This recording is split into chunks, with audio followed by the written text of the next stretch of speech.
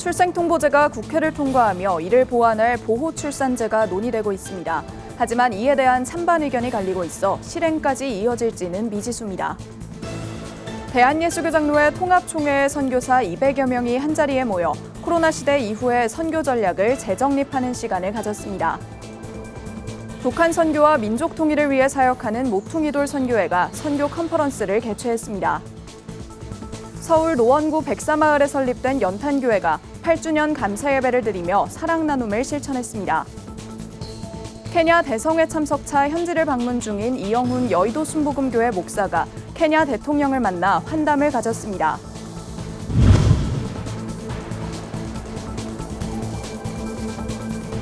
시청자 여러분 안녕하십니까? 굿TV 뉴스입니다. 아이를 출산한 부모가 여러 가지 이유로 출생 신고를 하지 않아 발생한 이른바 유령아동의 사망 소식이 잇따르며 국회는 출생통보제 등 입법 마련에 속도를 내고 있습니다. 하지만 사회적 합의 과정에서 찬반 의견이 대립하며 법안 도입에 어려움을 겪고 있는데요. 자세한 내용 장정훈 기자가 취재했습니다. 지난 6월 30일 출생통보제 입법안이 국회 본회의를 통과했습니다. 병원이 직접 행정기관에 아이의 출산을 통보하며 출생신고 누락을 막자는 의도입니다. 하지만 미혼모와 불법 체류자, 외도 등과 같이 출생신고를 꺼리는 이들이 병원 밖으로 내몰릴 수 있다는 우려에 보완책이 논의되고 있습니다. 그중 하나인 보호출산제는 법의 사각지대에 놓인 이들이 익명으로 아이를 낳아 정부가 출생신고를 하는 법안입니다. 출생을 꺼리는 산모의 신원을 보호하고 아이의 생명을 지킬 수 있습니다. 특히 부담 없이 의료시설에서 출산할 수 있어 산모의 건강을 보호할 수 있습니다. 미등록 영아를 돌보며 베이비박스로 더 잘 알려진 주사랑 공동체를 운영하는 이종락 목사는 아이의 생명이 우선이라며 출생통보제로 인해 발생할 사각지대를 보완할 수 있는 법안이라고 설명했습니다. 이 생명은 사랑받기 위해서 태어나고 축복받기 위해서 태어났잖아요. 이걸 보호를 해야지. 이게 법이 낙태를 하게 만든다. 이게는 부작용을 막는 법이고 태아의 생명도 안전하게 낙태하지 않고 안전하게 태어날 수 있도록. 일각에서는 보호출산제가 산모의 양육 포기를 부추긴다는 비판이 나옵니다. 위기 임신 출산 과정은 어려움을 겪게 되면 아이를 포기하고 입양시킬 가능성이 높아진다는 겁니다. 또 출산 이후의 대책이 갖춰지지 않은 점 역시 지적합니다. 아이의 생명이 중요하지만 아이가 살아갈 삶 역시 관심을 가져야 한다는 설명입니다. 미혼모의 출산 지원과 상담을 지원해온 한국 미혼모 지원 네트워크 유미숙 국장은 정부가 입양 외에도 다른 선택지를 제시할 수 있어야 한다고 말했습니다. 앞에서 이런 걸 갖춰놓고 그 아이들에 대해서 나중에 가장 좋은 선택이 어떤 거인지를 생각을 해야 된다는 거죠. 그걸 생각 안 하고 당장 생명을 살린다는 거, 여성의 익명을 보장한다는 거, 이걸 가지고 이게 명분이 될 수는 없다고 생각해요. 보호출산제 도입을 두고 찬반 진영 모두는 산모와 가정을 지원할 정부 정책의 필요성을 주장하고 있습니다. 한편 교계의 역할도 제시하고 있는데 바로 제도의 사각지대를 채워야 한다는 겁니다. 가정 위탁 교육의 거점이 되고 미혼모에 대한 사회적 인식 개선을 위한 노력 등 생명보호에 앞장서줄 것도 요청했습니다. 다음 세대를 강조하고 저출산 대책 마련을 외치는 교계가 더욱 관심을 가지고 계획을 수립해야 할 부분으로 보입니다. 굿TV 뉴스 장정훈입니다. 전 세계에 파송된 선교사 200여 명이 한자리에 모여 새로운 선교 전략을 수립하는 시간을 가졌습니다. 대한예수교장로회 통합총회 PCK 세계선교사회가 2023 선교대회를 개최했는데요. 교육과 동역 등 구체적인 선교 방법을 논의했습니다. 장세인 기자가 보도합니다. 대한예수교장로회 통합총회 PCK 세계선교사회가 3박 4일간의 선교대회를 개최했습니다. 장로회 신학대학교에서 4일부터 이어진 이번 대회에는 전 세계로 파송된 선교사 200여 명이 모였습니다. PCK 세계선교사회의 이은용 대표회장은 이번 대회가 전 세계 선교사들이 모여 선교 정책을 재정립하는 기회가 되길 바란다고 전했습니다.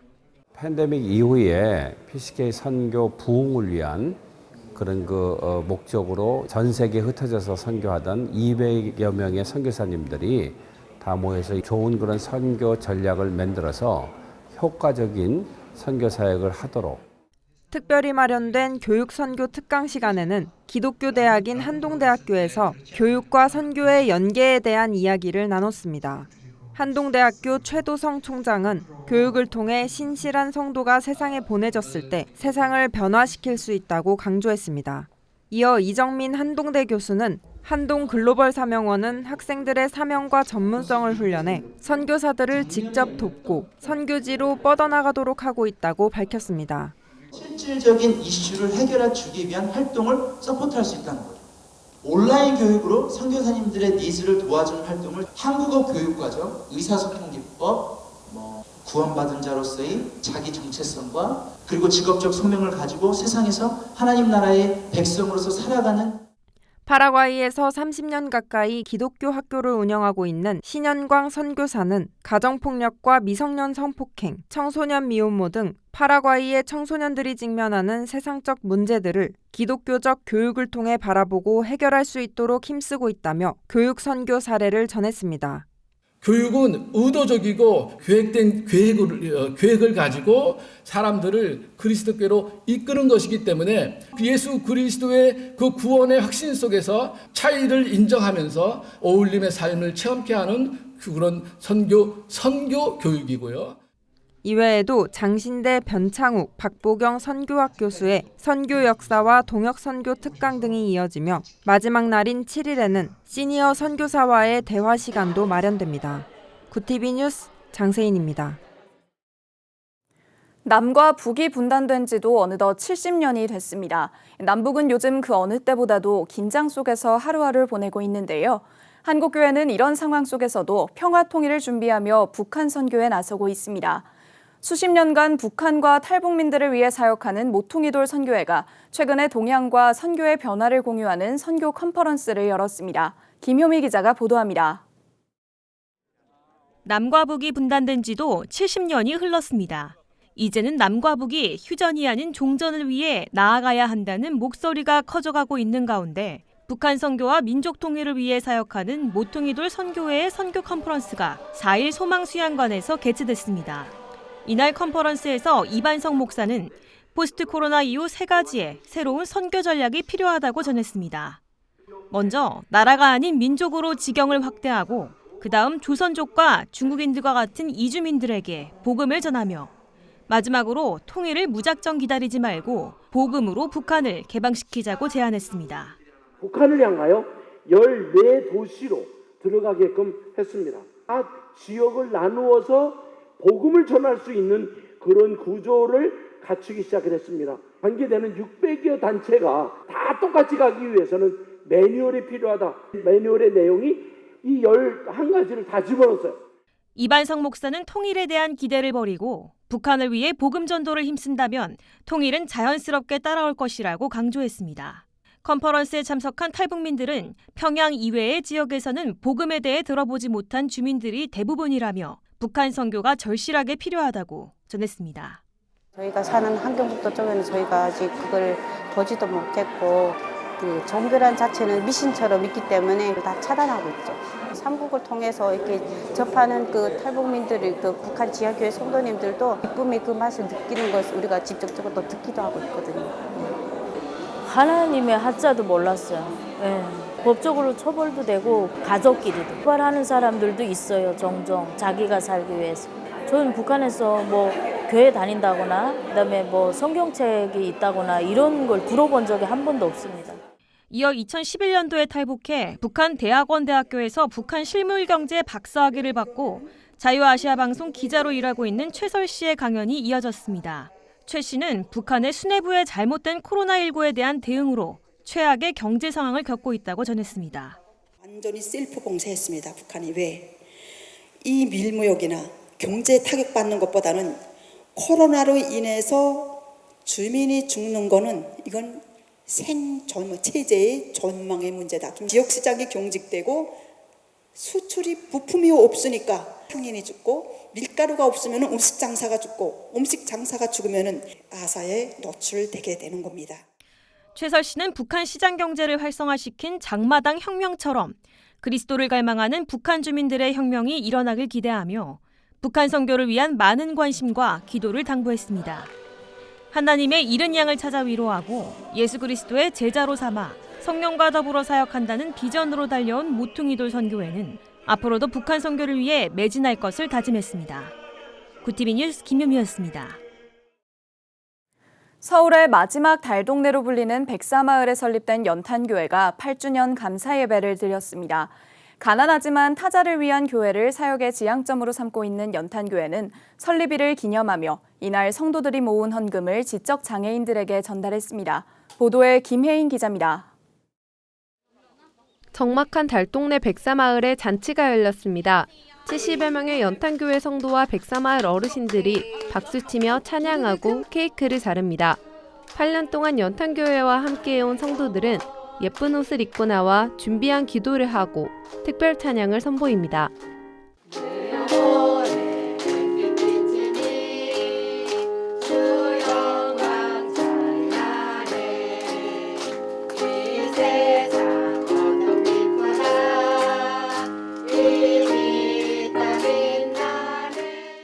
연탄교회는 가난하지만 타자를 위한 교회를 지향하며 2015년 설립됐습니다. 허기복 담임 목사는 연탄교회를 초대교회인 안디옥 교회에 빗대며 24명이 모이면 가득 차는 교회지만 한마음으로 하나님을 찬양하니 대형교회 못지않게 부흥한 것이라며 성도들을 독려했습니다. 지역사회 나눔에 앞장서온 연탄교회는 올해 성도들이 모은 헌금 100만 원을 지적장애인의 자립을 돕는 사회복지단체 그루터기 공동생활가정에 전달하기로 했습니다.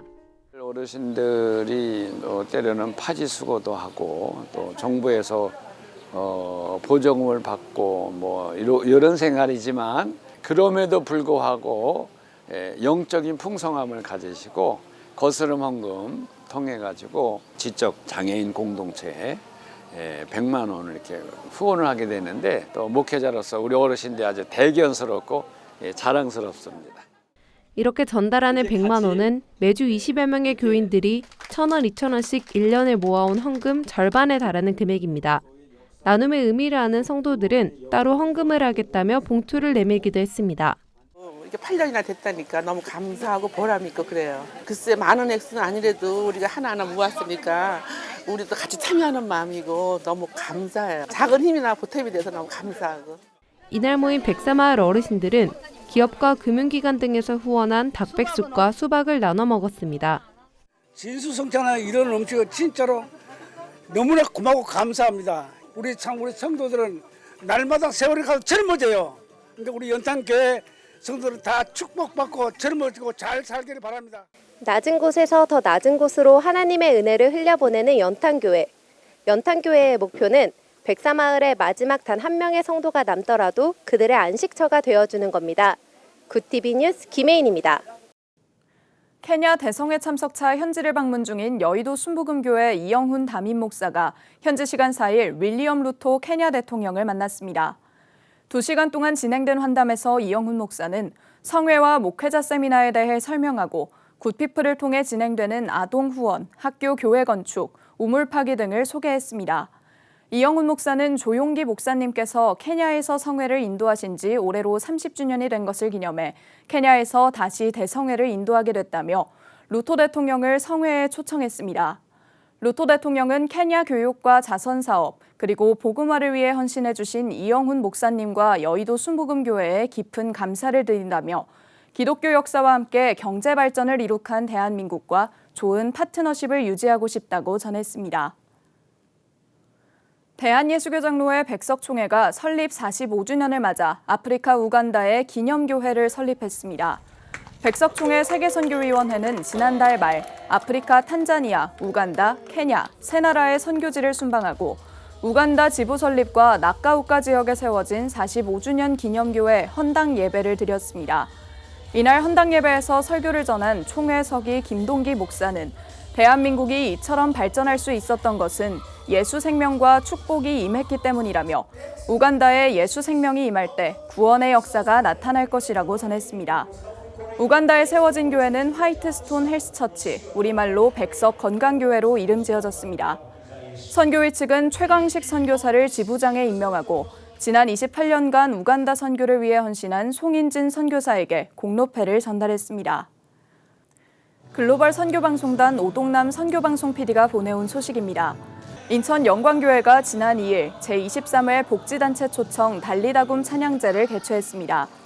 교회 창립 23주년을 기념하는 이번 행사에서는 찬양제와 함께 교회가 후원하는 복지단체들에게 후원금도 전달했습니다. 또한 엘림양로원 등 8개 복지시설 입소자들을 대상으로 위로와 축복의 시간을 가졌습니다.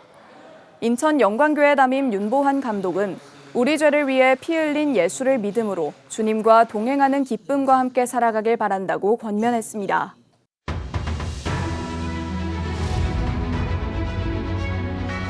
오늘의 이슈 포커스입니다. 지난 4일부터 이어진 호우로 수도권 곳곳에서 피해가 발생했습니다. 중앙재난안전대책본부는 5일까지 호우로 인한 시설 피해는 공공시설 2곳과 주택 등을 포함한 사유시설 8곳으로 집계됐다고 밝혔습니다. 서울 강서구 외발산동에서 도로 축대가 빗물에 떠내려가고 경기에서는 도로 한 곳이 침수되는 일이 발생했습니다. 경기 고양과 남양주, 인천 미추홀구 등지에서는 주택가 상가 7곳이 침수됐고 경기 양주시에서는 옹벽 붕괴로 2개 가구가 일시 대피하기도 했습니다.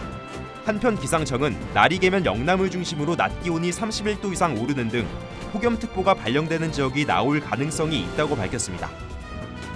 지난해 마약류 사범수가 역대 최다를 기록한 가운데 이들 중 절반 이상이 30대 이하인 것으로 나타났습니다. 대검찰청 마약조직범죄부는 5일 2022년 마약류 사범이 1만 8천여 명으로 집계됐는데 이는 2018년에 비해 45.8% 증가한 수치라고 밝혔습니다. 또 마약류 사범의 나이가 어려지고 있다고 지적했습니다.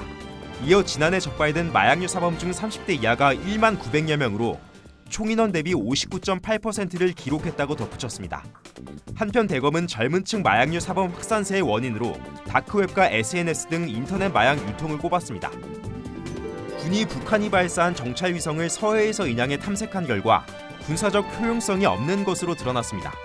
합동참모본부는 5일 북한 우주발사체 등 잔해물 탐색 및 인양 작전을 종료했다고 밝혔습니다.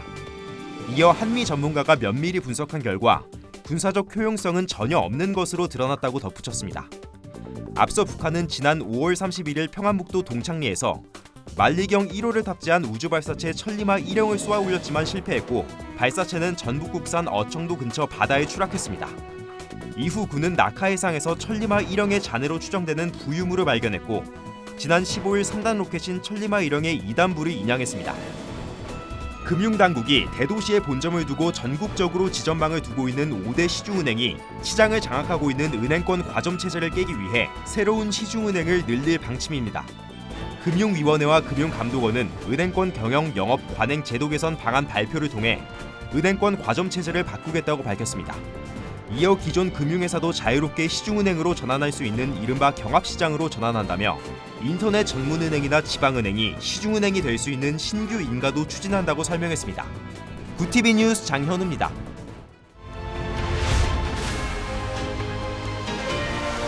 구TV 월드와이드입니다. 일본 정부가 다음 달 8월 후쿠시마 제1원자력발전소 오염수를 해양 방류하기 위한 조율에 들어간다고 니혼게이자이 신문이 5일 보도했습니다. 국제원자력기구 IAEA가 전날 내놓은 종합보고서에서 후쿠시마 원전오염수 해양 방류 계획이 국제안전기준에 부합한다고 평가함에 따라 주변국과 일본 내 어민들에게 보고서를 바탕으로 방류의 안전성을 설명한 뒤 방류를 시작할 것으로 보입니다. 이에 일본 정부는 처리수의 안전성에 대한 국제사회의 이해를 얻는데 IAEA 보고서는 매우 중요하다며 방출 예상 시기를 올해 여름 무렵이라고 밝혔으며 이 방침에는 변경이 없다고 말했습니다.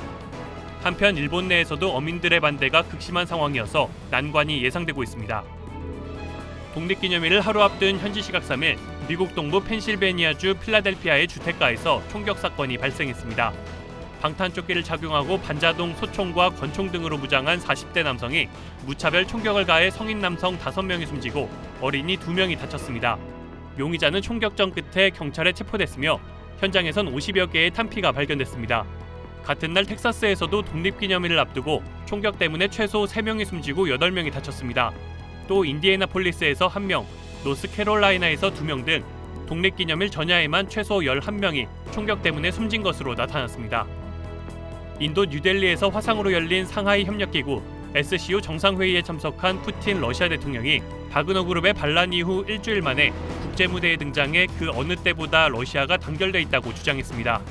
최측근으로 알려졌던 러시아 용병 집단 바그너 그룹의 수장 예브고니 프리고진의 반란으로 리더십에 의심을 받았던 상황에서 자신이 여전히 러시아를 통제하고 있다는 걸 내보이려는 의도로 보여집니다.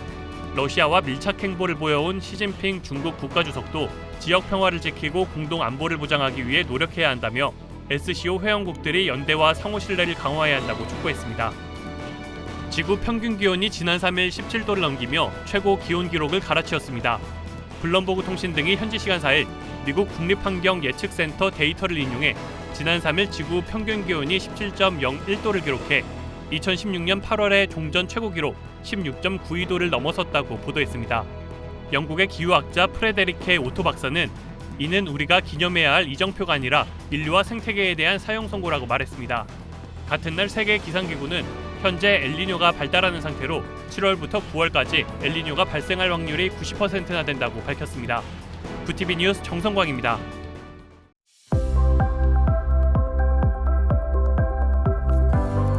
비구름이 물러간 자리에 더위가 찾아왔습니다. 내일도 무더운 날씨가 이어지겠는데요. 곳곳에 폭염주의보가 발령 중인 가운데 대부분 지역의 최고 기온이 33도 안팎을 기록하는 등 무더위가 기승을 부리겠습니다. 온열 질환에 걸리지 않도록 건강관리 잘해주시기 바랍니다. 이어서 전국 날씨입니다. 내일 한낮 최고 기온은 서울 31도, 대전 32도, 강릉 34도가 예상됩니다. 남부지방의 경우 대구 35도, 광주 32도, 부산은 28도를 보이겠습니다. 날씨였습니다. 굿TV가 국내에 독점으로 제공하는 영화 기적을 믿는 소녀가 전국 200여 상영관에서 개봉했습니다. 첫날부터 많은 성도들이 영화관을 찾으며 감동과 은혜를 체험했다고 하는데요. 무더운 여름, 시원한 영화관에서 복음을 전하고 싶은 이들과 함께 기적을 믿는 소녀 꼭 보시길 추천드립니다. 이상으로 뉴스를 마칩니다. 함께해 주신 여러분 고맙습니다.